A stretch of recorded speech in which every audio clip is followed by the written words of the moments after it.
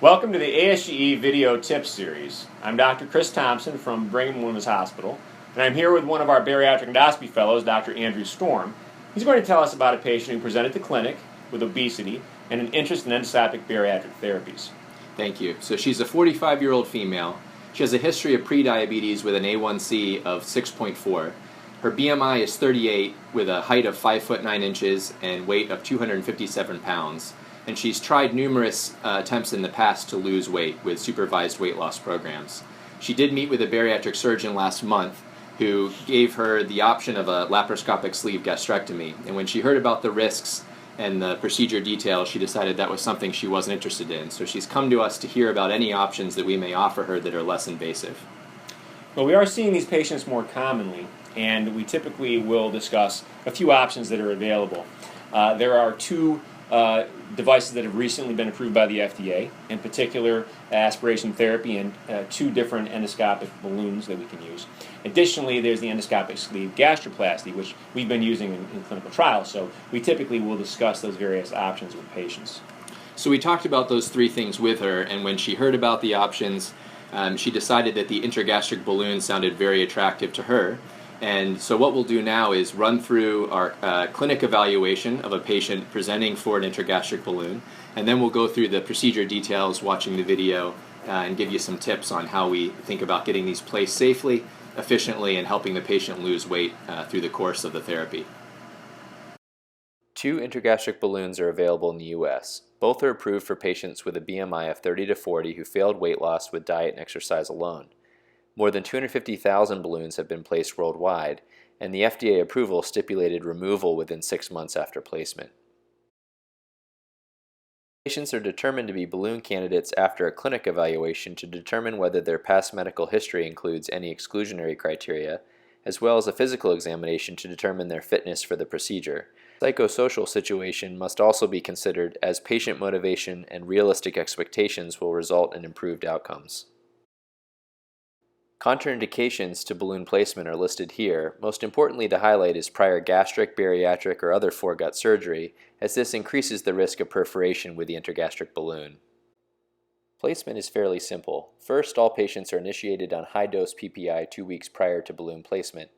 They're made NPO the night prior to the procedure, and conscious sedation, if otherwise appropriate for the individual patient, may be used. After a routine screening EGD is performed to rule out esophageal and gastric pathology, the balloon and filling catheter are advanced into the oropharynx by holding the balloon. A gastroscope is then inserted to follow and guide the balloon beyond the gastroesophageal junction and into the stomach. Gentle pressure may be applied to pass the GE junction. The scope is then advanced into the antrum and retroflexed to confirm that the balloon is fully within the stomach, and then it's filled with saline. The basic procedure for filling the balloon includes spiking a 1000 cc bag of sterile saline with the included filling kit. A 60 cc syringe connected to one-way valve tubing is then used to evacuate the unnecessary extra volume, in this case 400 cc's given that the desired balloon volume is 600 cc's. Methylene blue may be added to aid in detection of premature balloon deflations. Once the balloon is in place beyond the GE junction, the wire is removed and the filling catheter may be attached to the one-way valve and blue saline. A slow, steady, even push is necessary when filling the balloon to prevent premature disconnection of the catheter from the balloon valve. The balloon may fill unevenly at first as the sheath wrapping the previously deflated balloon is disrupted, and this is to be expected. If kinking occurs on the valve at the balloon, nudging with the gastroscope may allow for continued even filling.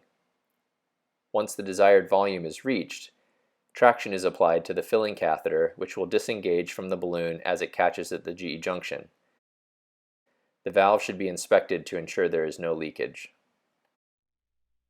Shown in our patient, once the desired end volume of the balloon is reached, the filling catheter is removed and the scope may be withdrawn.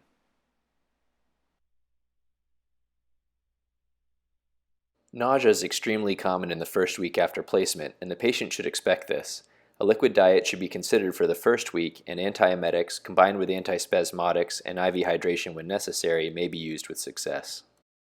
In our patient, after 6 months with the intragastric balloon, her BMI decreased from 38 to 32 with a total weight loss of 40 pounds. Her hemoglobin A1C also decreased to within normal range. She will require ongoing clinic visits and wants to consider a second balloon placement to aid in her goal of BMI less than 30. For intragastric balloon removal, she was instructed to consume a pureed diet for 3 days, then a liquid diet for 24 hours prior to her procedure. She was NPO for more than 6 hours prior to removal with intravenous conscious sedation. Removal may be accomplished using specialized removal tools sold with the balloon device. The tool shown here is blunt until a needle is advanced, the balloon may then be punctured, the needle removed, and the catheter attached to suction for complete drainage of the balloon. A specialized grasper tool is then used with care to fully open and then hub a fold of the deflated balloon into the crotch of the grasper, which is then closed to securely lock onto the deflated balloon.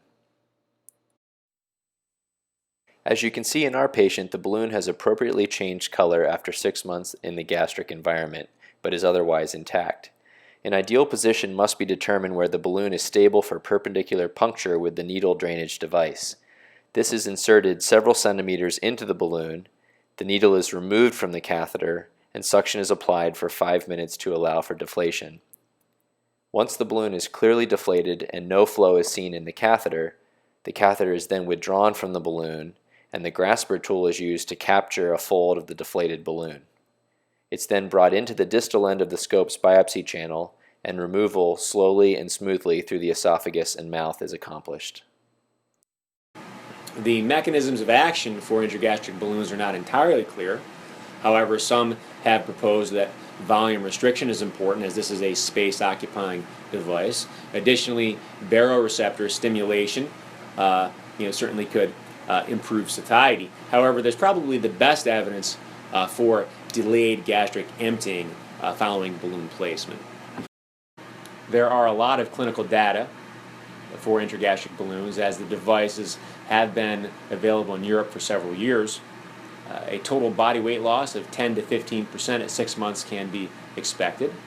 And this really equates to a percent excess weight loss of roughly 40% at 6 months. And over half of this weight loss is typically maintained at 1 year. Roughly 5 to 20% of patients may require or ask to have the device removed prematurely. Now, different studies have had protocols in place to deal with nausea and vomiting. The U.S. randomized controlled trial for one of the balloons prohibited the use of antiemetics to properly treat nausea. So in this study, the removal rate or premature removal rate was higher. In clinical practice in Europe, we see removal rates typically around the 5% range. In addition to nausea and vomiting, there are several adverse events that can occur. These include dehydration, severe cramping, outlet obstruction, and that particularly can occur also if the device partially leaks and may migrate. You can get small bowel obstructions. Extremely uncommon events that can also occur include bleeding or perforation, and this can also lead to death. This is typically seen in patients that have had prior foregut surgery. So someone that's had a partial gastric resection or has had a hiatal hernia repair certainly should not have a balloon placed. So, Dr. Thompson, the intragastric balloon, clearly effective in terms of weight loss. It's now FDA approved and available to patients, and patients are asking for them. How do you recommend getting a program started for the endoscopist in practice? Sure. So it's very important that the GI doctor who's interested in doing these procedures integrates himself into a bariatric center. So if you're in an academic institution, that's very easily, because usually there's already a bariatric center of excellence, and you can just integrate yourself into that. If you're in practice, it can be more challenging, and in those cases, you're really looking at setting up a virtual center. So the important elements or components to that are a dietitian, a lifestyle therapy coach, a financial coordinator, keeping in mind many of these procedures, especially balloons, are self-pay, and that can be tricky, so it's good to have a financial coordinator involved. And you also want a bariatric surgeon. You want to have a relationship with a surgeon. So those are key elements, and this can be a virtual center. These are real people, obviously, and you're forging relationships with them, but they don't have to work in the same structure. Additionally, you should definitely encourage patients to look into supplemental insurance that would cover any procedure-related complications. very important. And you would likely want to also have a relationship with an infusion center, because the most common complication with these patients is nausea and vomiting. They get dehydrated, and it's very expensive if they go to emergency departments with this. So those are the key elements I think that people should look into before embarking on performing these procedures. That's great. Additionally, intragastric balloons are a very topic of high interest, and I think we'll have several tips in the future focusing on different elements of these, including nausea, vomiting issues, how to manage that, and some other key questions as well. Thank you very much. Thank you.